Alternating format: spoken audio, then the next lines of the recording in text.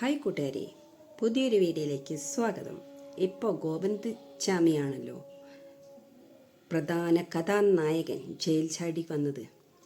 അപ്പോൾ നമുക്ക് നോക്കാം.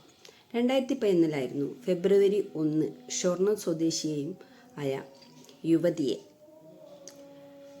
ട്രെയിനിൽ നിന്ന് തള്ളിയിട്ടത്. ഷൊർണൂരിൽ നിന്നും കൊച്ചിയിലേക്ക് തൻ്റെ വീട്ടിലേക്ക് പോവുകയായിരുന്ന യുവതിയെയാണ് ട്രെയിനിൽ നിന്ന് തള്ളിയിട്ട്. ഇതെല്ലാവർക്കും അറിയാവുന്ന കാര്യം തന്നെയാണ്. ട്രാക്കിൽ വീണ് കഴിഞ്ഞ യുവതിയുടെ തലയ്ക്ക് മാരകമായ പരുക്കുകളേറ്റു. അബോധാവസ്ഥയിലായി. ട്രെയിനിൽ നിന്ന് ചാടിയിറങ്ങിയ ഗോവിന്ദസ്വാമി യുവതിയെ അവിടെ നിന്ന് എടുത്ത് മറ്റൊരു റെയിൽവേ ട്രാക്കിൻ്റെ സമീപത്ത് കൊണ്ടുപോയി പീഡിപ്പിക്കുകയായിരുന്നു. അതിനുശേഷം യുവതിയെ അവിടെ ഉപേക്ഷിച്ച് യുവതിയുടെ പേഴ്സും അതുപോലെ മൊബൈൽ ഫോണും കൈക്കലാക്കി ഗോവിന്ദസ്വാമി അവിടെ നിന്ന് രക്ഷപ്പെട്ടു.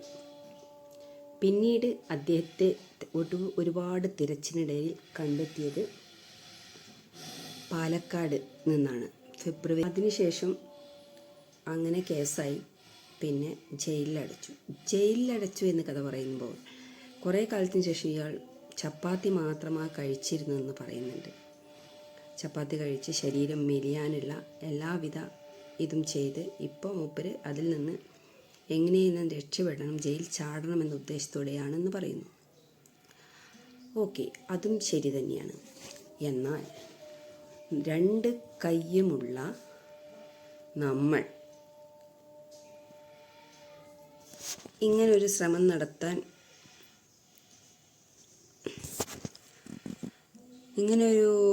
നടത്തിയാൽ വിജയിക്കുമോ? കമ്പിയൊക്കെ വളച്ചിട്ട് ഇറങ്ങുക എന്ന് പറയുമ്പോൾ ഭയങ്കര ഒരു കാര്യം തന്നെയല്ലേ. അതൊക്കെ ഒരു ഭയങ്കര ഒരു എന്താ പറയുക, ഒരു പ്രത്യേക കഴിവ് തന്നെയാണ്. രണ്ട് കൈയുള്ള നമുക്ക് സാധിക്കുന്നില്ല, പിന്നെ എങ്ങനെ ഈ ഒറ്റ കൈയുള്ള ഗോവിന്ദസ്വാമി ഇങ്ങനെ ചെയ്തു? നമ്മളൊക്കെ രണ്ട് കൈയുള്ളപ്പോൾ നമ്മൾ ഒരു കാര്യം ചെയ്യാൻ വേണ്ടിയിട്ട് നമ്മളത് പരമാവധി ശ്രമിച്ചാലും നമുക്ക് നടക്കാൻ പോകുന്നില്ല. പിന്നെ എന്താ ആക്സോ ബ്ലേഡ് എന്നൊക്കെ പറയുന്നത് ജയിലിൽ എവിടെ നിന്ന് കിട്ടാനോ? ഒരാളുടെ സഹായമില്ലാതെ അതൊന്നും നടക്കില്ലല്ലോ. പിന്നെ അതുമല്ല, അവിടെ പോലീസുകാർ കാവൽ നിന്നിരുന്നല്ലോ. ഈ പോലീസുകാർ കാവൽ നിന്ന പോലീസുകാരെ കൊണ്ടും ഇതേമാതിരി കമ്പി, രണ്ട് കൈയുള്ള പോലീസുകാർ ആ കമ്പി ഒന്ന് വളയ്ക്കണം. സാധിക്കുമോ? സാധിക്കില്ല. ഈ ജയിലിൻ്റെ അകത്ത് കിടക്കുന്നവർക്ക് എവിടെ നിന്നാണ് ഇങ്ങനെയുള്ള ആയുധങ്ങളൊക്കെ കിട്ടുന്നത്? അതൊരാളുടെ പരസഹായമില്ലാതെ ഒരിക്കലും അത് നടക്കില്ല. അതേപോലെ രണ്ട് ഡ്രമ്മുകൾ കയറ്റി വെച്ചിട്ട് അതിൻ്റെ മുകളിൽ കൂടെ കയറി തുണി കുടുക്കി ഒറ്റക്കൈയുള്ള ഗോവിന്ദസ്വാമി എങ്ങനെ ആ ഒരു സാഹസ്യം കാണിച്ച് എന്നാലോചിക്കുമ്പോൾ അത്ഭുതമാണ് തോന്നുന്നത്.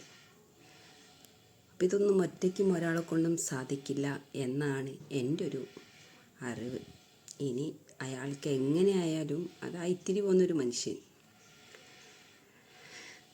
കൊള്ളാം. എന്തായാലും നല്ലൊരു കഥയാണ്. അപ്പോൾ ഞാൻ മറ്റൊരു വീഡിയോയുമായി നിങ്ങൾക്ക് മുൻപിൽ വരുന്നതാണ്. സത്യത്തിൽ ഈ ഒരു വാർത്ത കണ്ടപ്പോൾ ചിരിയാണ് വന്നുപോയത്. രണ്ട് കൈയുള്ളവർ തന്നെ എങ്ങനെയൊക്കെയോ രക്ഷപ്പെടുന്നത്. ഒറ്റ കൈയുള്ളവനാണ് ഈ രക്ഷപ്പെട്ട് നാട്ടിൽ വന്ന് കിണറ്റിൽ ചാടി. വല്ലാത്തൊരു ബുദ്ധി തന്നെയാണ്. ഏതായാലും ജീവിതം പോയി. എന്നാൽ പിന്നെ ആ ജയിലിൽ തന്നെ അവിടെ കിടന്നാൽ പോരെ അവന്. ശരി, ഓക്കെ, ബൈ ബൈ.